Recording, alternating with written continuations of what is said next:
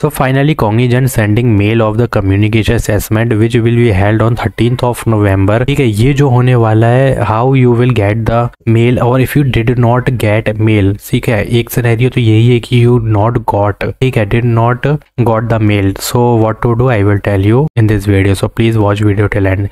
This is followed by FT and technical assessment. You are getting this mail, basically communication assessment. So there is a aptitude assessment or technical assessment which is on 14th or 15th, means 13, 14, 15th your all process is going on. So this is very great opportunity कि यार बहुत जल्दी complete कर रहे हैं. Maybe highly chances is theirs will receive, they will send you offer letter और joining letter बिल्कुल ऐसा ही जैसे ये अभी दे रहे हैं. ठीक है, आई होप, ठीक है, ऐसा हो तो ज़्यादा बेटर है. ये जो हो रही है ना, ये ऑन कैंपस हो रही है and I will tell you how to prepare for this. ठीक है, technical and aptitude assessment. If you see here that I created one course, if you see here that actual coding question is there, SQL questions is there, aptitude question, game based question, communication round question. If you see here that this is the communication which you get the mail. तो यहाँ पर हर चीज़ तुमको मिल रही है. Cloud, fundamental MCQ, Java question, Python question and this is created do research of previous question. ठीक है, बहुत सारे प्रीवियस क्वेश्चन हो गए, मोस्ट आस्क्ड क्वेश्चन हो गए. तो on the basis of this I created this digital product for you. Cognizant preparation material 2026 batch on campus, off campus both can apply and this is the premium bundle PDF. Life time access is there and most asked previous year question, means most asked is also there and previous year questions is also there. And this course is created by Hire Me Please. Obviously मैंने बहुत ज़्यादा research किया इसमें. ठीक है, तो यहाँ पे कोडिंग हो गया, SQL हो गया. अब यहाँ पे दो चीज़ें हैं. तुम यहाँ से मालूम क्या कर रहे हो, you are cracking the interview also on the basis of this course and cracking technical. यहाँ पे FT भी हो गया तुम्हारा crack if you are purchasing this course and technical assessment. तो दिस कोर्स इस तरीके से ही बनाया गया है कि if you purchase this course और लर्न करोगे तो कोडिंग यहाँ पे जो क्वेश्चन है on the this will help you to crack the interview also और राउंड्स ऑल्सो. ठीक है, मतलब टेक्निकल असेसमेंट और टेक्निकल MCQs ये सारे उसी लेवल पे मैंने बनाए हुए हैं. So if you are buying then please go, जाओ इसके साथ जाओ, कोई टेंशन नहीं है. इसका प्रिपरेशन करो, इंटरव्यू और जितने भी तुम्हारे टेक्निकल असेसमेंट है सारे इसको एक ही बंडल में मैंने क्रिएट किए हैं ताकि इंटरव्यू भी प्रिपेयर हो जाए एक बार में और असेसमेंट्स भी क्लियर हो जाएं. गो एंड अप्लाई इट, मतलब बाय करो इसको और मैं लिंक दे दूंगा डिस्क्रिप्शन में. अब बात आती है कि भाई इसमें काफ़ी लोगों को नहीं मिला है. देखो क्या होने वाला है, दिस इज़ ऑन कैंपस और यहाँ पे ये चीज़ है और यहाँ पे ये चीज़ है ना कि एक फॉर्म भी फिल करवाया गया था. मे बी ऑन कैंपस में they released some on campus they released some form for off campus students by TPO. उसके थ्रू तुमको फॉर्म फिल करवाया होगा क्योंकि काफ़ी लोग यही बोल रहे हैं. तो यहाँ पे ये चीज़ है रिसीव हुई है. अब यहाँ पे ये है कि पहले कम्युनिकेशन को कंडक्ट किया जा रहा है. After that you will receive aptitude assessment, crack this communication assessment. ठीक है, और how to practice I already give you this. तो यहाँ पे एप्टी टेक्निकल सब प्रिपेयर करके अभी चले जाओ, अभी चेक करो कि तुम्हें आया है कि नहीं. क्योंकि please be advised that all assessment necessitate a prior system check and setup. बहुत ज़रूरी है कि भाई तुम्हारा नेट वगैरह सब चलता हो. ठीक है, माइक चलना होना चाहिए, कैमरा वर्किंग होनी चाहिए, वरना बहुत प्रॉब्लम आ जाएगा. अच्छा खासा तुम्हारा 13th of November को है. उसके बाद रीशेड्यूल नहीं होगा, इतना याद रखना. तो अभी से सब सेटअप करके रखो. रीशेड्यूलिंग के ना के बराबर ही चांस है, मतलब 100% की नहीं होगा. तो यहाँ पे इतना सिंपल है कि जो भी स्लॉट मिला है बस तुम उतने टाइम जोन में जाओ, कंप्लीट करो. अब यहाँ पर क्या होने वाला है, दो लोकेशन के लिए हायरिंग की जा रही है. First one is Bangalore and second one is Hyderabad location.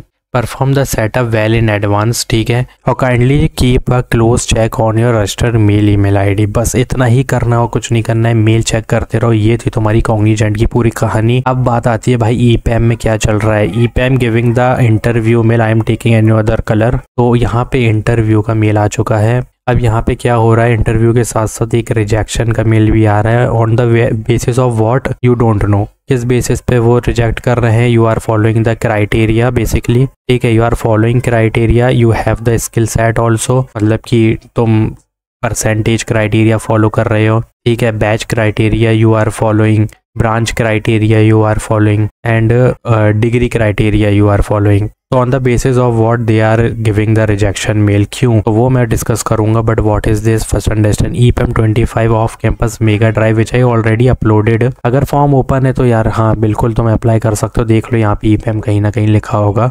But if you see your interview update is this. We hope this message find you well and we are pleased to inform you that you have cleared the EPAM online test conducted on 8th of November 2025.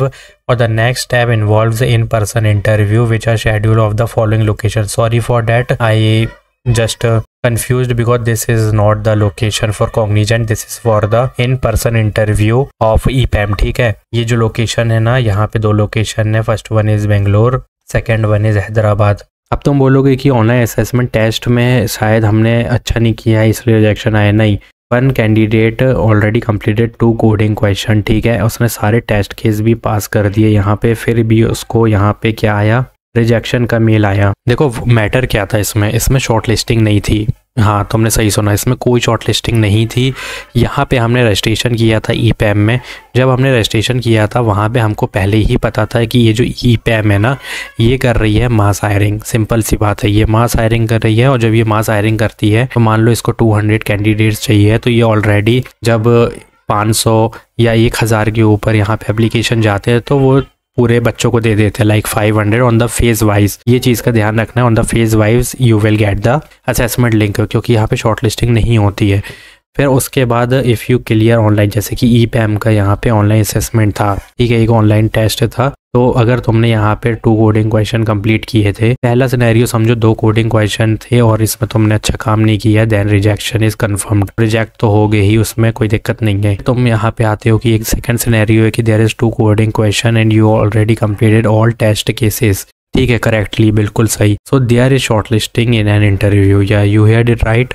यहाँ पे फिर short listing होगी for interview, इस चीज़ का ध्यान रखना, यहाँ पे इंटरव्यू के लिए शॉर्ट लिस्टिंग होगी। अब इंटरव्यू में ऐसे शॉर्ट लिस्टिंग होगी कि कोई भी अगर domain which is related to required skill अगर मैच नहीं करता है, then they will definitely reject you for an interview even if you did well in coding question, because there is 50 candidates suppose and 40 completed the assessment and 2 coding question उनके भी चल गए, ठीक है, और वहाँ पे उनके डोमेन नहीं था।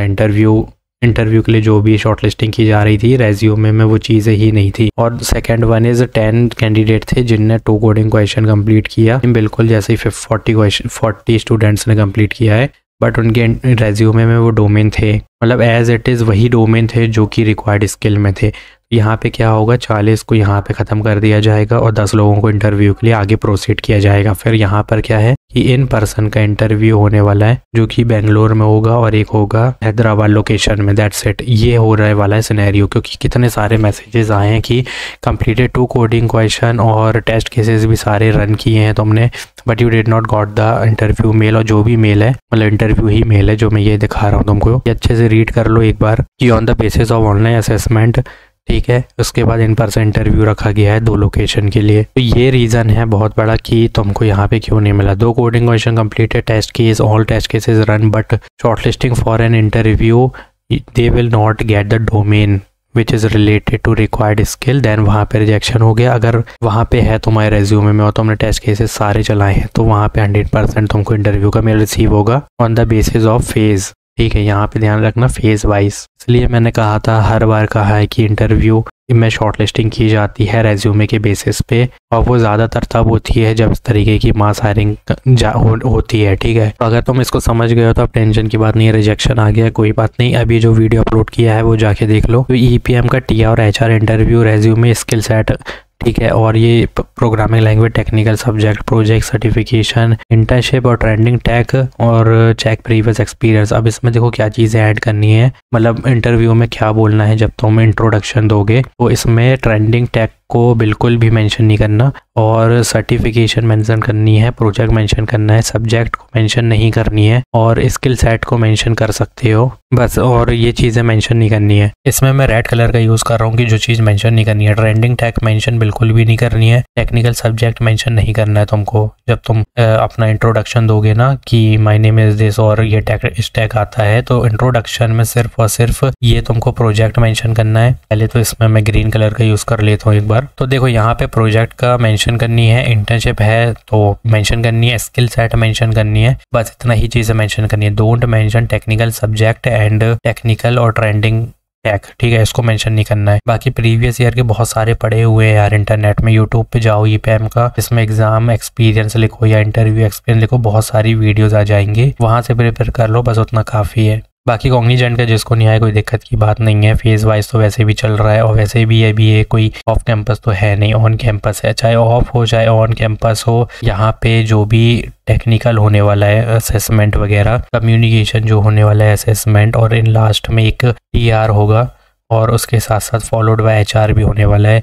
तो इन सब को क्रैक करने के लिए तो हमें सिर्फ इसको बाय करना हो, कुछ नहीं। कॉग्निजेंट प्रिपरेशन मटेरियल 2026 बैच, तो लिंक डिस्क्रिप्शन बॉक्स में जाके देख लेना। कोई भी क्वेरी ईपीएम से रिलेटेड है और कॉग्निजेंट से रिलेटेड है तो करना कुछ नहीं है, सिर्फ एक कमेंट करना है, दैट्स इट। जाओ कमेंट करो। Thanks for watching.